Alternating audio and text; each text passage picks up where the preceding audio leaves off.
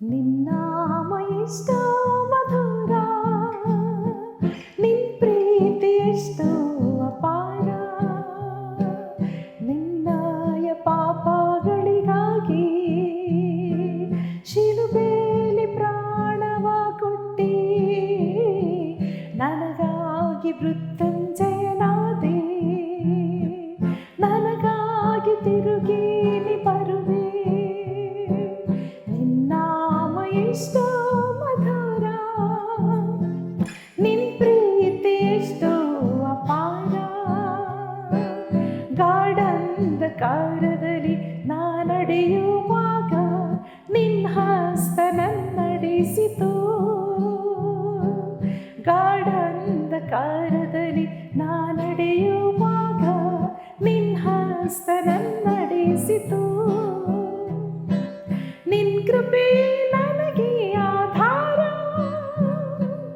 ಇಹದೋಳು ಎಂದೆಂದಿಗೂ. ನಿನ್ ಕೃಪೆ ನನಗೆ ಆಧಾರ, ಇಹದೋಳು ಎಂದೆಂದಿಗೂ. ನಿರೀಕ್ಷೆ ವಾಕ್ಯ ಈ ಕಾರ್ಯಕ್ರಮಕ್ಕೆ ನಿಮ್ಮೆಲ್ಲರನ್ನ ಹೃತ್ಪೂರ್ವಕವಾಗಿ ಸ್ವಾಗತಿಸ್ತೇನೆ. ಪ್ರಿಯರೇ, ಇಂದಿನ ವೇದ ಭಾಗವು ತಿಮೋಥೆಯನು ಬರೆದ 1ನೇ ಪತ್ರಿಕೆ 6ನೇ ಅಧ್ಯಾಯ 6ನೇ ವಚನದಲ್ಲಿ, ಸಂತೃಷ್ಟಿ ಸಹಿತವಾದ ಭಕ್ತಿಯು ದೊಡ್ಡ ಲಾಭವೇ. ನಾವು ಈ ಲೋಕದಲ್ಲಿ ಏನನ್ನೂ ತಕ್ಕೊಂಡು ಬರಲಿಲ್ಲ ಮತ್ತು ಏನನ್ನೂ ತಕ್ಕೊಂಡು ಹೋಗುವುದಿಲ್ಲ ಎಂಬುದಾಗಿ ನಾವು ನೋಡ್ತೇವೆ. ಈ ಒಂದು ಸಂತೃಷ್ಟಿ ಸಹಿತವಾದ ಭಕ್ತಿಯು ದೊಡ್ಡ ಲಾಭ ಅಂದರೆ ಮನುಷ್ಯನಿಗೆ ಒಂದು ತೃಪ್ತಿಯಾಗಿರುವಂಥದ್ದು. ಇಂಗ್ಲೀಷ್ನಲ್ಲಿ ನಾವು ನೋಡಿದರೆ there is a great gain in godliness with contentment. ಒಂದು ತೃಪ್ತಿ ಅನ್ನುವಂಥದ್ದು ಮನುಷ್ಯನಿಗಿದ್ದರೆ ಅದು ಭಕ್ತಿ ಸಹಿತವಾದ ಒಂದು ಸಂತೃಪ್ತಿಯನ್ನು ನಾವು ಅನುಭವಿಸಬೇಕಾಗುತ್ತೆ. ಕೆಲವೊಮ್ಮೆ ನಾವು ಈ ಲೋಕದಲ್ಲಿ ನಾವು ದೇವರ ಬಳಿಯಲ್ಲಿ ನಾವು ಬಂದಾಗ ನಮ್ಮ ಭಕ್ತಿಯನ್ನು ವ್ಯಕ್ತಪಡಿಸ್ತೇವೆ. ನಮ್ಮ ಭಕ್ತಿ ಯಾಕೆ ಭಕ್ತಿ ಮಾಡ್ತೇವೆ? ದೇವರೇ, ನನಗೆ ಪಾಸ್ ಆಗಬೇಕು, ನನ್ನ ಎಕ್ಸಾಮಲ್ಲಿ ಪಾಸ್ ಆಗಬೇಕು. ಕೆಲವ್ರಿಗೇನು, ನನಗೆ ಒಳ್ಳೆ ಮದುವೆ ಆಗೋದಕ್ಕೆ ನನಗೆಲ್ಲ ಅನುಕೂಲ ಮಾಡಿಕೊಡು. ಕೆಲವರು ಮನೆ ಕಟ್ಟೋಕ್ಕೆ ನಮಗೆ ಲೋನ್ ಸಿಕ್ಕೋ ಹಾಗೆ ಮಾಡು. ಕೆಲವರು ಹೇಳ್ತಾರೆ, ಓಕೆ, ನಮ್ಮ ಫಾರಿನ್ಗೆ ಹೋಗ್ಬೇಕಾಗಿದೆ, ನಮಗೆಲ್ಲ ಮಾರ್ಗಗಳನ್ನು ತೆರಿಬೇಕು ಎಂಬುದಾಗಿ ಅನೇಕ ಆಶೆ ಉದ್ದೇಶಗಳನ್ನ ನಾವು ಭಕ್ತಿಯಲ್ಲಿ ನಾವು ದೇವರ ಹತ್ರ ಬಂದು ನಾವು ಬಿಡ್ತೇವೆ. ಓಕೆ, ಅದಕ್ಕೆ ನಾವು ಮೊದಲನೇ ವಿಷಯದಲ್ಲಿ ನಾವು ನೋಡ್ತೇವೆ, ಭಕ್ತಿಯನ್ನು ನಮ್ಮ ಲಾಭಕ್ಕೋಸ್ಕರ ನಾವು ಉಪಯೋಗಿಸ್ತೇವೆ. ಓಕೆ, ಅದರಲ್ಲಿ ನಮಗೆ ಯಾವುದರಲ್ಲಿ ತೃಪ್ತಿನೇ ಇರಲ್ಲ. ದೇವರು ಕೊಟ್ಟಿರ್ತಾನೆ, ಮತ್ತೆ ಇನ್ನೂ ಬೇಕು, ಇನ್ನೂ ಬೇಕು, ಇನ್ನೂ ಬೇಕು ಅನ್ನುವಂಥ ಆಶೆ ಇರ್ತದೆ. ದೇವರು ಯಾವಾಗಲೂ ಕೊಡ್ತಾನೆ ಇರ್ತಾರೆ, ಆದರೆ ನಾವು ಅದರಲ್ಲಿ ತೃಪ್ತಿ ಹೊಂದಲ್ಲ.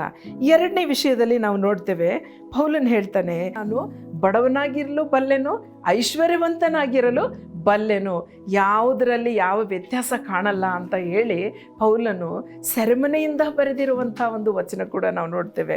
ಇಲ್ಲಿ ತಿಮೋಥೆಯನು ಬರೆದಿರುವಂಥ ಈ ಪತ್ರಿಕೆಯಲ್ಲಿ 6ನೇ ಅಧ್ಯಾಯದಲ್ಲಿ 7ನೇ ವಚನದಲ್ಲಿ, ನಾವು ಲೋಕದೊಳಕ್ಕೆ ಏನೂ ತಕ್ಕೊಂಡು ಬರಲಿಲ್ಲವಷ್ಟೇ, ಅದರೊಳಗಿಂದ ಏನೂ ತಕ್ಕೊಂಡು ಹೋಗಲಾರೆವು. ನಮಗೆ ಅನ್ನ ವಸ್ತ್ರಗಳಿದ್ದರೆ ಸಾಕು. ಐಶ್ವರ್ಯವಂತರಾಗಬೇಕೆಂದು ಮನಸ್ಸು ಮಾಡುವವರು ದುಷ್ಪ್ರೇರಣೆ ಎಂಬ ಉರುಲಿನಲ್ಲಿ ಸಿಕ್ಕಿಕೊಂಡು ಬುದ್ಧಿ ವಿರುದ್ಧವಾಗಿಯೂ ಹಾನಿಕರವಾಗಿಯೂ ಇರುವ ಅನೇಕ ಆಶೆಗಳಲ್ಲಿ ಬೀಳುತ್ತಾರೆ. ಇವಾಗ ನಮಗೇನಂದರೆ, ನಮಗೆ ಒಳ್ಳೆ ಊಟ ಇದೆ, ಒಳ್ಳೆ ಎಜುಕೇಷನ್ ಇದೆ, ಒಳ್ಳೆ ಜಾಬ್ ಇದೆ. ಆದರೆ ಕೆಲವ್ರು ಏನು ಮಾಡ್ತಾರೆ, ನನಗಿರುವಂಥ ಹಣನ ನಾನು ಇನ್ವೆಸ್ಟ್ ಮಾಡ್ತೇನೆ, ಎಲ್ಲೋ ಒಂದು ಕಡೆ ಇನ್ವೆಸ್ಟ್ ಮಾಡಿರ್ತಾರೆ. ಆವಾಗ ಮನೆ ನಡೆಸೋಕ್ಕೆ, ಸಂಸಾರ ನಡೆಸೋಕ್ಕೆ ಹಣ ಇರಲ್ಲ, ಹೂಡಿಸೋದಕ್ಕೋಸ್ಕರ ಹಣ ಮಾಡ್ತಾರೆ. ಆಮೇಲೆ ಬಡ್ಡಿಗೆ ಅವರು ಸಾಲ ಮಾಡ್ಕೊಳ್ತಾರೆ. ನಾನು ಎಷ್ಟೋ ಕುಟುಂಬಗಳನ್ನ ನಾನು ನೋಡಿದ್ದೇನೆ. ಇದು ಯಾಕೆ ಅಂತಂದರೆ, ನಮಗೆ ಇದ್ದದರಲ್ಲಿ ಒಂದು ಸಂತೃಪ್ತಿ ಇಲ್ಲ, ಇದ್ದುದರಲ್ಲಿ ನಾವು ಭಕ್ತಿ ಇಲ್ಲ.